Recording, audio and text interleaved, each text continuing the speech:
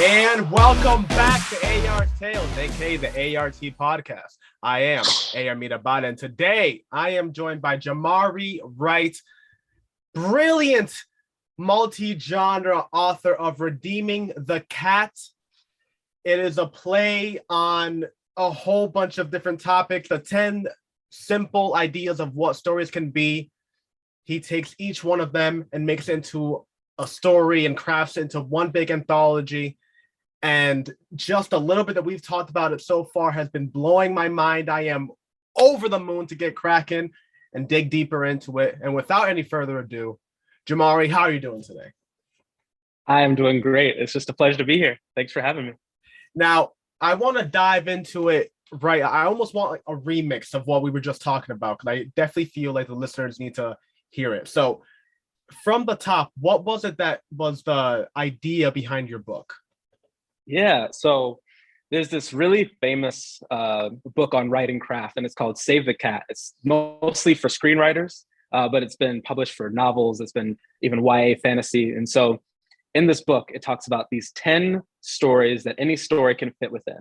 And so when I saw that, I thought, oh, that's really cool. I wrote 10 short stories within those bounds, but within different genres, but with the theme being redemption. And so you said the play on words, the book is called Save the Cat. And so I called the book Redeeming the Cat. God, I love that. I mean, very often there are certain like things that we just see over and over again, but I love hearing an idea that is truly unique. Now, we've talked about your background, right? We talked about your background, that you are a military man, that you have had a certain life, a certain expectations that the world would kind of put onto you. But how did you take that and morph that into your writing? Do you think it had an influence? Were you reading in the trenches? How did that go about? How did the writing come into the aspects? Yeah, so that's a really good question. So I'm actually a military brat too. I'm a long line of military people. So my dad is a military person. My grandfather was in the Navy. My dad was Army. My mom was actually a contractor for the Air Force. I have 4 brothers. The oldest one, he was Army. Skipped a brother. He went to be chef. Then the next brother, he's Army. The brother after that, he's Air Force. And then I'm Air Force. And so definitely a big, huge military family. Kind of military was in our blood. It's funny, when I went to college, people would ask me like, oh, you're going into the military. That's like super noble. And I was just like, wait, doesn't everybody go to the military? Isn't that normal? And I was like, oh, wait, I'm the weirdo. I'm the one who's not normal. And so I always just thought that was really funny. But kind of going back to your question, so it was actually one of my coworkers who actually gave me the book, Save the Cat.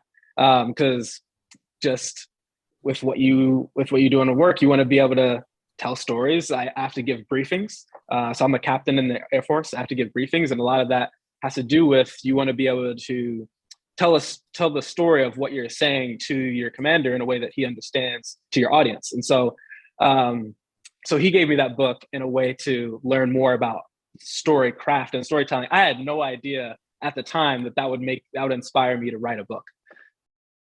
My God, I have to say that really just, I almost had to take a second there to kind of recompose myself, because that is something that I was just thinking about a couple of days ago, like the difference between storytelling and writing. Like when I tell my friends a story, I'm all over the place. I'm telling things. I'm that guy that goes like, oh, wait. I forgot this thing. The cat was blue in the beginning. Yeah, so anyway, like I'm that person, 100%, without a single doubt. I'm a horrible storyteller, but when it comes to, I guess, more public outings, I feel the pressure, so I know how to refine it. Stay to the point, keep it moving, keep them engaged. Don't go down a dark corner, just keep on the road. And I think that's a phenomenal type of thing that you picked up on immediately, especially when writing wasn't an immediate thing in your head. It was something that kind of came about after reading this book for another purpose, for a completely professional purpose. And then like this fictional, just like creativity started brewing in your head. And I love how it all comes together too with a military background, because I would assume that writing wasn't that crazy popular in your family. No, no, not at all. Well, actually, funny enough, actually, my brother, he is a poet. The So one that's a chef, he actually or the no, the one that's actually he was a reservist in the army. He just recently left the army, but he actually goes to do poetry shows. He actually wrote a book as well, which is a poetry book. Which I was like, so by in mind, I was not thinking like, oh yeah, I'm gonna follow in your footsteps and write a book or anything like that. But he is a very good. His name is Robert Wright. He's a very good poet. He actually goes and does shows and places. So, but I would not have thought even with that that's something that I would do. Even though maybe when I was a little kid, I grew up watching anime and manga and all these other things. And maybe when I was a little kid, I was like, oh, I want to write a manga one day. And I'm terrible at art. I can't draw anything. And so I was like, oh, I can't make a manga, but I can probably write a story. And so I think those little dreams when you have as you're a little kid start to percolate more and more as you get older. And you're like, why not now? Like, what's stopping me? It's COVID. Why not write a book? Yes, I frequently talk about that with my friends and on Instagram and my author, the writing community on Twitter and wherever it may be. We always consider ourselves like the COVID class. Like what COVID created, that little year and a half, the amount of authors that produced and artists and creatives and people that just kind of woke up and said, hey, you know what? The company that I'm busting my butt for won't bust its butt for me. So let me try to go into something that I actually like doing, even if it's not my main pursuit in life. Maybe I can at least focus a little more energy on it because you never know what happens tomorrow. And I love that the world's woken up to that level and we're just seeing creativity on all spectrums now. I love it. You hop on Instagram and you see 70-year-olds that like have picked up the paintbrush for the first time and they're beating me. I've been painting since I was a kid, and after a week, you see these people just like I was like, oh, okay, well, you know, why should I even try anything? But I love that type of creativity because especially in this podcast and this platform, most of the people that I talk to have been writing for such a long time. How did it come for you? How was it like? How did you treat it? Because writing is such a, I always consider kind of like the duck versus water. Right, like you're always like awkwardly walking around, and then you get in the water. You're like, "Oh, now I can talk. Now I know how to say things." So was it that a thing for you? Did you like find yourself in it, or was it more of an escape? So I think definitely a little bit of both, like an escape, and then just like, oh, I wanna. If I'm gonna do, like, I'm the type of person who gets pretty zoned in on what I'm trying to do, and so I was like, well, if I'm going to do this, I want to do it right. I want to do it great. And my original idea, mind you, was like, I want to write 50 short stories. And I was like, then I got to know a mentor and he was like, I don't think you really want to write 50 short stories. I think you want to write 10 and then you want to write a novel. I was like, okay, fair enough. I trust what you're saying. You've written more books than me. I trust what you're saying. But actually, what really got me into like, okay, I actually want to do it now. I watched a movie, actually. It was an animated movie called Belle. I don't know if you've heard of this movie. It's a Japanese animated movie called Belle. It's LLE, yes. Yeah. And it's based on Beauty and the Beast. But it's like the Beauty and the Beast aspect of the movie is probably the least interesting thing about it, honestly. But it's a really good movie. And it just inspired me. I was like, oh, it brought me back to when I was that little kid who wanted to write like manga and do all these things. I was like, well, there's other people who have written novels and those turn into anime. I was like, well, why can't I just do that? And it's like, well, okay, well, that means I need to become a writer. That means I need to actually sit down and start writing. And I was like, okay, well then let's do this. Let me see what I can do. And my first story, and this is in conjunction with reading this book too. So I was reading this book, which also inspired me. I was like, oh, well, this actually seems like it's doable. Like there's actually a pattern to what makes stories good. And so I was just like, okay. And then it was actually my first story was on a dream that I had. Just like this dream of me being like kind of buried in my clan. Like I guess if I'm buried in the with my own clansmen, and I like jump out and I have these weapons that are like these wind style weapons and I'm throwing them at people. And then I wake up and I'm like, man, that felt like a movie. And I was like, well, maybe it could be a story. And I just turned that one dream I had into my first story. God, and you know what? I personally love short stories at that because they're encapsulated stories. They're little, I don't even know how to explain it. Their novels compressed down to a couple thousand words. And entire concepts, beginning and end. I think that's a lost art. You know, Philip K. Dick dropped hundreds of short stories, but people mostly only recognize him for like his novels and whatnot. But his short stories, I'm looking at one right now called The 9 Billion Names of God. About, 1,500 words. Still, just a concept to talk about, I think about almost daily. So with a work like yours, I can imagine that a reader would pick the same exact things. It doesn't even matter the length that it is, but it doesn't matter how anything else about it. They would react to it the same way that you dreamt it. Be like, oh man, I don't even remember it, but there were weapons made out of wind, and like the main character woke up with it in like a clan. It was crazy. It was amazing. It was amazing. I can't remember like the specific words of it, but it was amazing. And I love the way that creativity kind of unfolds. So how did you treat that process going forward? How did you actually translate that dream into the short story? And did you have an idea for word count? So I wanted each story to be 3,000-ish words.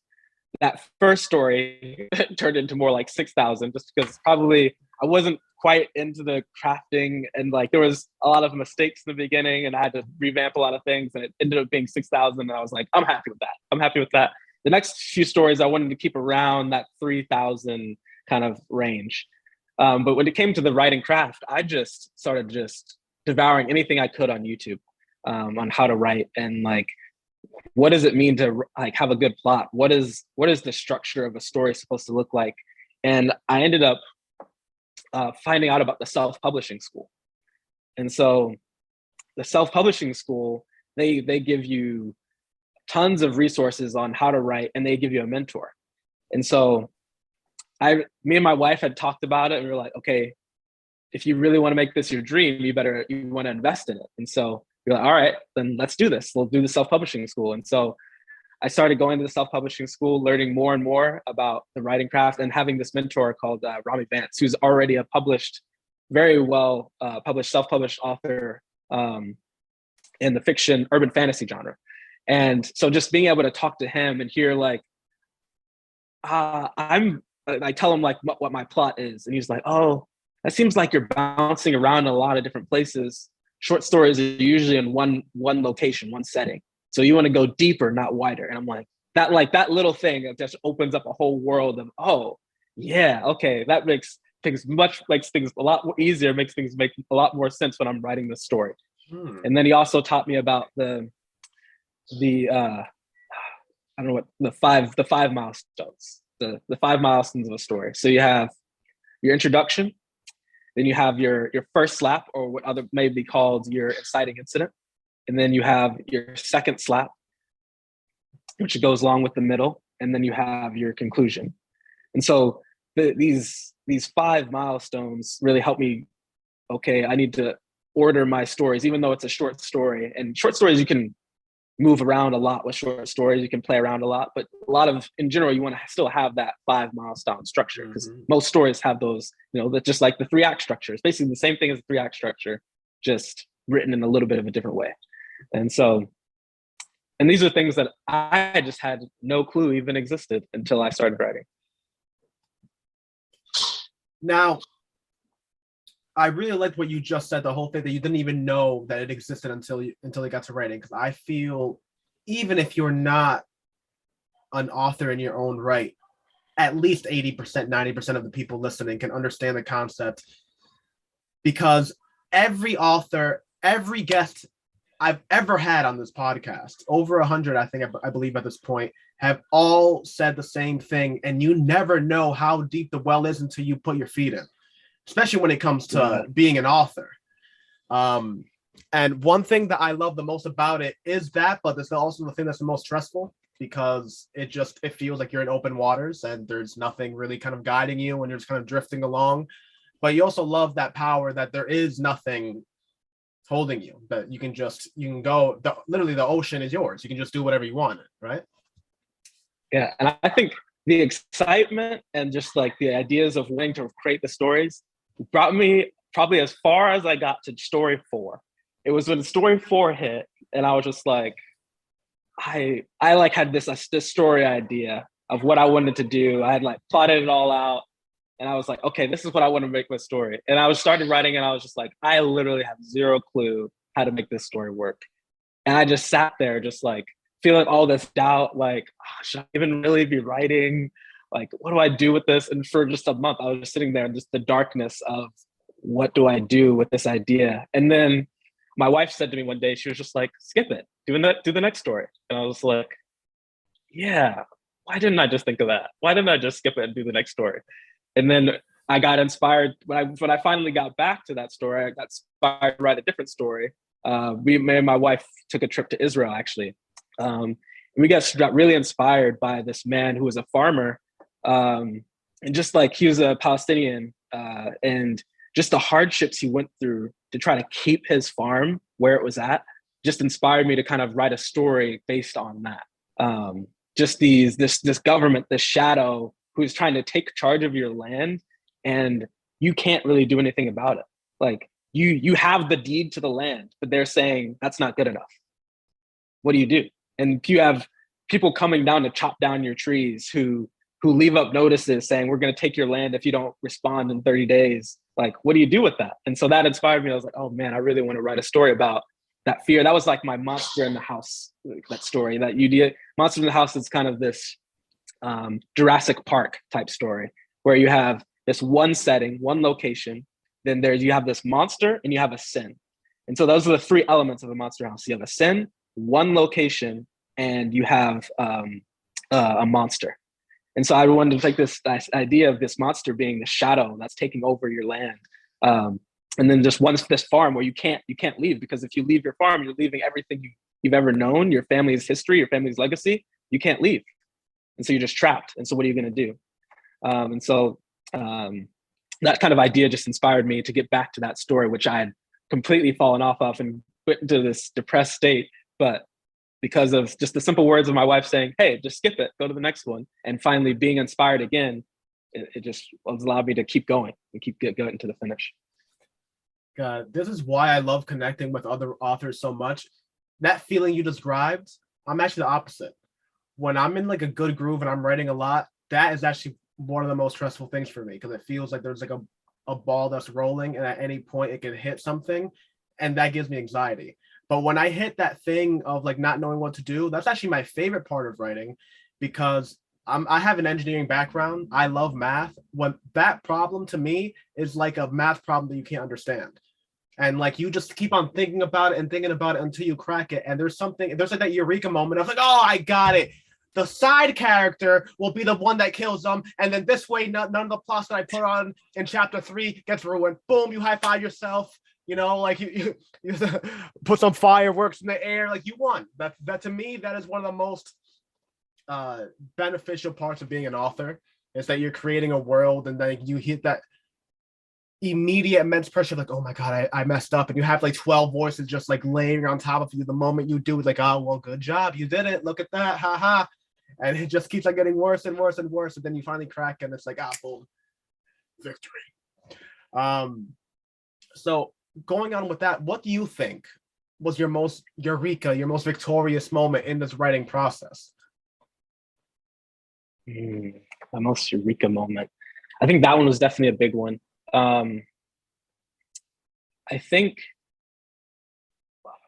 one Eureka moment I talked about was verbs and nouns are the basis of your story. And when I heard that, because a lot of people think adjectives is what makes your story, or adverbs is what makes your story just vibrant.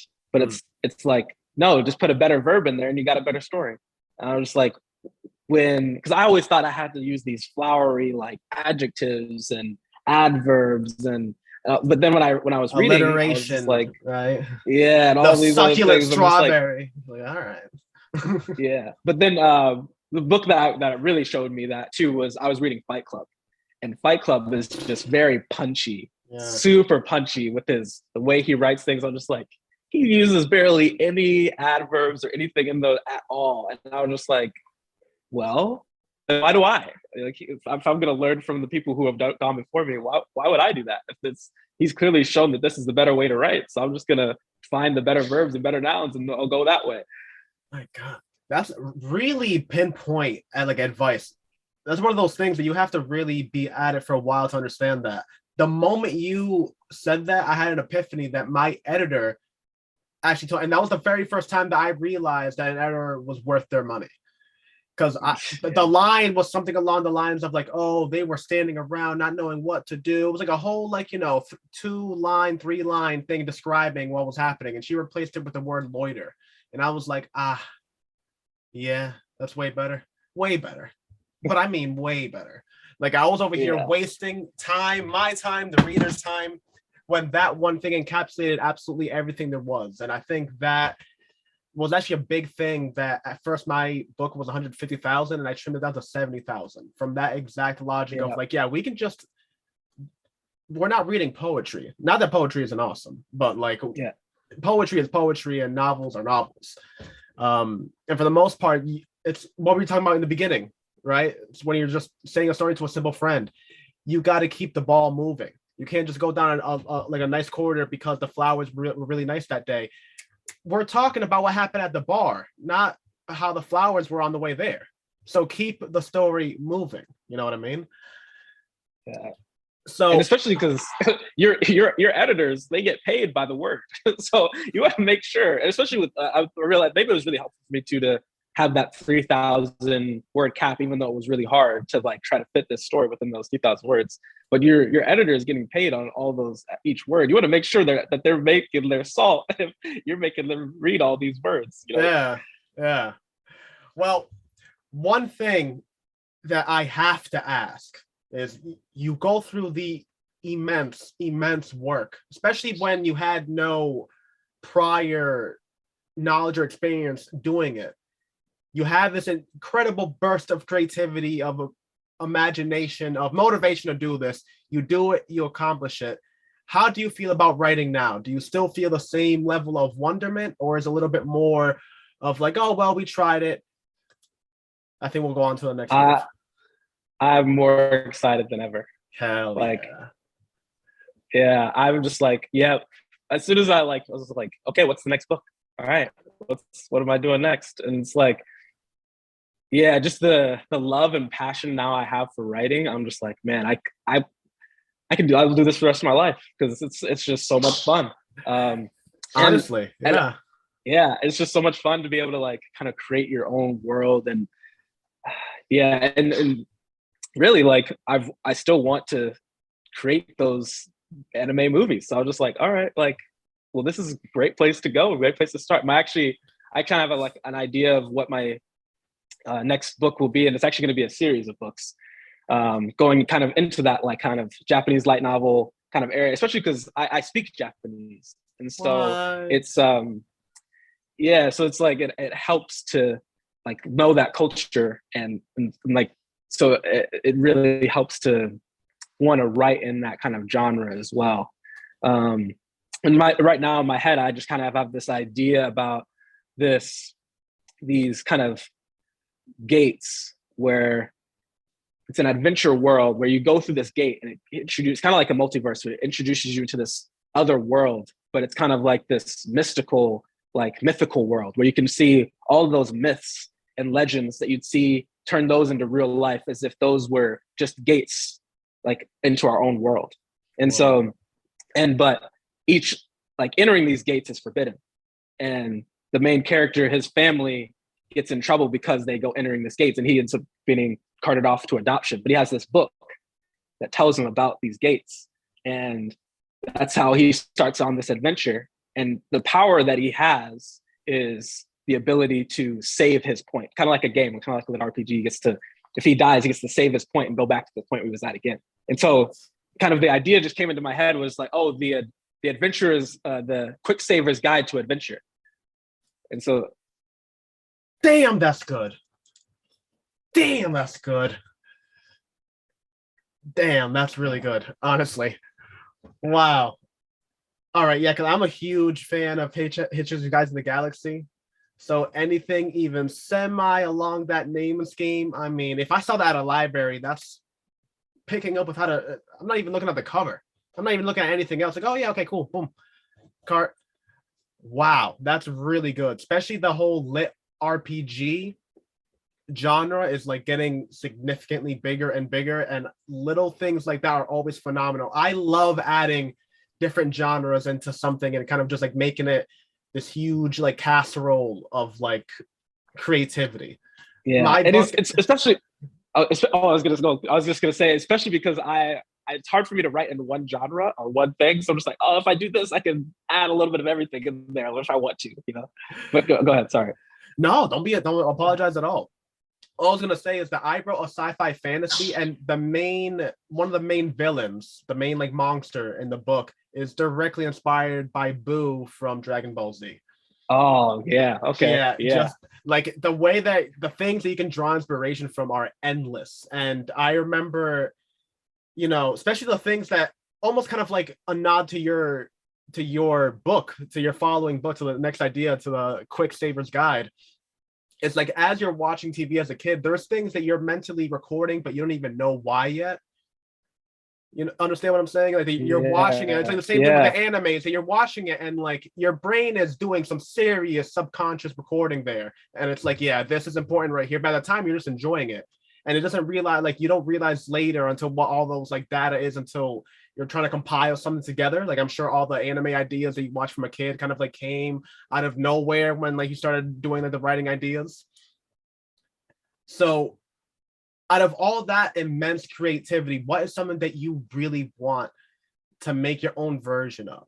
Is there anything from that you saw when you were a kid? It's like, oh yeah, we need to do that. For example, with the whole thing with Boo, is as a kid, even before understanding the whole idea of good and bad and morality and all these things, I love that Boo was silent. Every other bad guy in Dragon Ball Z did this whole monologue of how they were the bad one and they were going to come and do XYZ and all this. And Boo came around just smacking folks. No conversation, no, you know, peace offering, no conversation, nothing, just smacks. And there was something about that was significant to me even as a child. And I was dead set on recreating that in my own eyes and with my own hands. To you, do you have something like that? Something you're like, oh, this, yes, I need to do that.